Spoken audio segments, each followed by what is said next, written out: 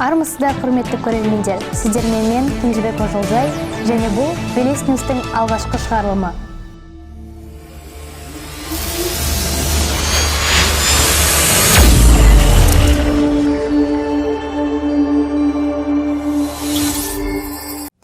Мектебіміздің дәстүрі бойынша жыл сайын оқушылар өзін-өзі басқару ұйымын, болашақ президентін сайлайды.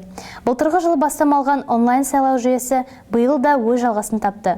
28 қыркүйекке дейін Глюк, NIS Words, Белес, Шамшырақ, Даму, SF, Forward, HJC аталмыш 8 белсенді партия өз бағдарламаларын таныстырып, әлеуметтік желілерде үгіт-насихат жүргізген болатын. 2 қазан күні оқушылар мен мұғалімдер онлайн дауыс беру арқылы өз таңдауларын жасады. Былтырғы оқу жылы топ жарып 11-ші B сынып оқушысы Ибрагимов Рауанның бастауымен Шабыт партиясы жеңіске жетсе, биылғы сайлауда 11-ші B сынып оқушысы Бүркітбай Жансұлтан бастаған Белес партиясы жеңісті қанжығасына байлады.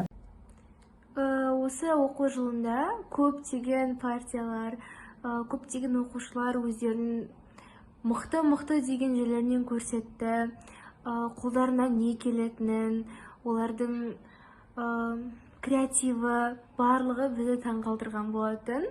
Біз осындай оқушылардың арасында, бәсекеге қабілетті оқушылардың арасында оқып, солардан үлгі аламыз, және де бұл үшін өте ризамыз. Біз бұл сайлауға өте ерте дайындалып бастадық. Жоспарымызды құрдық, бағдарламамызды құрдық, командамызды жинадық. Жеңіске жетпедік, бірақ біздің қазіргі өзара қарым-қатынасымыз, біздің достығымыз біз үшін үлкен жеңіс. Партия ретінде көптеген жұмыс жасайтынымызға сенімдімін.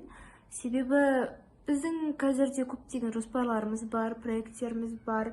Осы оқу жылы аралығында барлығын жүзеге асыратынымызға сенімдімін. Белес партиясына, біздің президент Жансұлтанға біз сенеміз, және де біздің мектепті міндетті түрде көркейтетініне, дамытатынына кепілдік бере аламын. Жансұлтанның өзі биылғы сайлау талант тартысқа таулы болды. Барлық партияда жеңіске лайықты екендігін көрсете білді. Бізге сенім артқан барша жанға алғысымыз шексіз. Сенімдеріңізді ақтауға тырысамыз деп ағынан жарылды. Естеріңізге сала кетейік, Жансұлтан былтырғы оқу жылында өзін-өзі басқару ұйымында спорт министрі қызметін атқарған. NIS Run Club авторлық жобасының иесі және жетекшісі.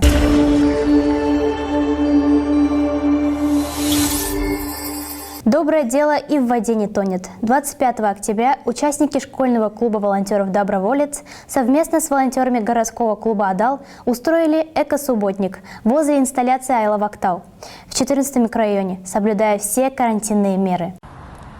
Почему мы волонтируемся в «Доброволец»?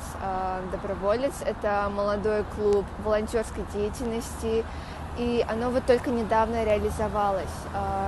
Я считаю, что у нас у всех общая цель, и это внесение своего вклада в развитие нашего города. Я всегда хотела участвовать в разных волонтерских организациях, так как это всегда давало мне мотивацию идти только вперед и самореализовываться. После недавнего субботника я поняла, что вижу в глазах других волонтеров точно такую же искру, мотивацию, как и у меня. После этого у меня появились нереальное желание и большие намерения, чтобы помогать все больше и больше окружающей среде.